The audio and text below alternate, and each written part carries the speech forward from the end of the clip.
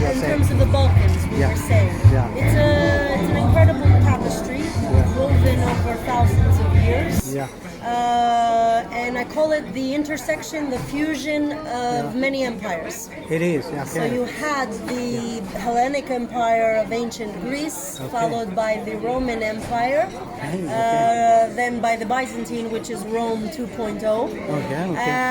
And then we had the last 600 years, roughly, of the Ottoman Empire. 600 years, 600 Which almost. which period we are talking about? I would say the 1400s 1400. up until early 1900s. Early 19. It is okay. That's 100 years Is ago. when, formally at least, Balkan nations began to declare their independence. Of course, then you have the period of communism, in which, at various different points of roughly 3 to 5 decades, we all had that period of collectivist, socialist, semi-socialist relationships. But then enters capitalism, and everybody takes their own side, let's say, and their individualist view. And so the countries have split since, but it's been it's a beautiful region of the world. It is a beautiful region of the world. It's misrepresented oftentimes, an underestimated and misrepresented region of the world. But it is one that has rooted itself in great, I would say, determination. To thrive and to overcome.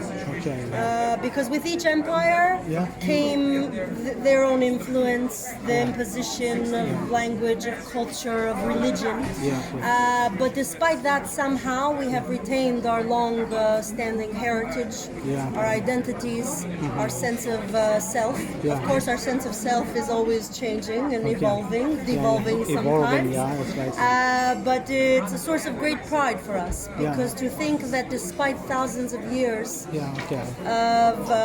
of influence, we have still retained what we feel is the core values and heart of what it means to be a Balkaner, is something near and dear to my heart. And I was always thinking this, is the language, I don't know. I was just thinking in this term. So that's why I was thinking, how come Albania could be a Balkan country? It is a country for itself. Greek and Albanian are the only non-Slavic languages in the region. The Slavic migration happened roughly, most scholarly timelines would say, happened in 600 AD. 600 AD.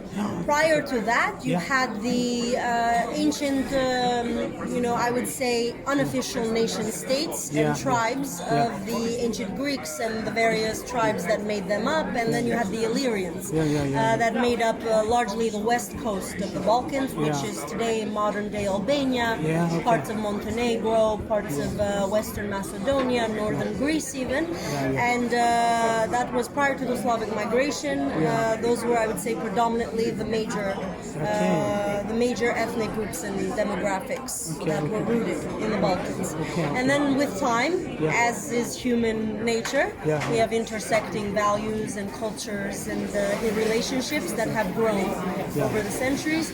And at the end of the day, we are human beings. We value each other through that shared thread. And geopolitics aside, we are one people, and there's much to appreciate and love about one another. And hopefully we live up to the challenge of building a greater... 12 countries. Roughly 12. Don't quote me, because it depends on how you define it, either geographically or sociopolitically. So some countries, understandably, have a more developed socioeconomic stature on the global scale, while others are still struggling and working hard to stabilize and elevate themselves. But geographically, it's roughly 10 to 12, and it's a beautiful tapestry of the human story. One of many. It's really surprising, Romania, Bulgaria. It never struck me. And of course, distinctions in each one, because there's a reason why individual countries have their own sense of identity and national pride. But that's a result of politics, economics, history, etc. No one person is going to give you the same, let's say, description or explanation. But that's the beauty of being human. This is very important now to know, to listen to different people, different thing. This is how. All we wish as human beings everywhere in the world, whether it's you back home in Tamil Nadu or me in Albania or even in the US, Europe, whatever country in the world is. All we wish is to find a place to peacefully coexist. Absolutely. You meet so many different people, so many different cultures. And you recognize the humanity in Exactly. And you realize that we're not so different after all. Yes, there are beautiful differences and nuances and wonderful cultures and languages and histories to learn. But at the end of the day, we are human beings. We are human beings, and we are here to love and support one another. Exactly. And leave a life behind that is greater than the one that was gifted to us. Yes. And hopefully leave us more well-informed, kinder human beings. Fingers crossed. I'm really grateful and thankful. I don't know how you bumped up. I know. Look at this. It's unbelievable. Sometimes we walk by because we all have bad days and we're just passing on into on our own path. Exactly. Other days we remind ourselves that a smile is worth a thousand. So it's lovely to get to know you and hear about your story and see how the Albanian and Indian and Swedish and Polish intersection happens. But no, it's really cool. But I could rant for days.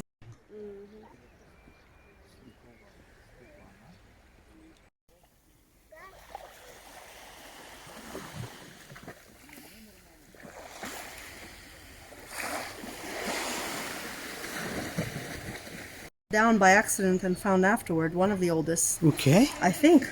Where? In America had been many, many, at least if not tens of thousands, over 60,000 years old, perhaps longer. Okay.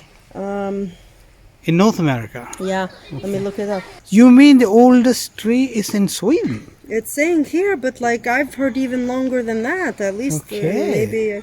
Also, Chico is only an eighth of the age of 80,000-year-old Pando.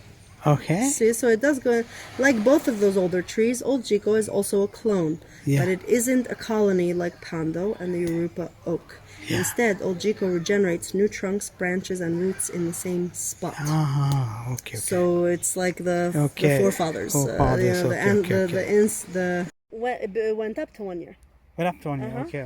Okay. So at that time, and the retirement age was 55. 55, yeah.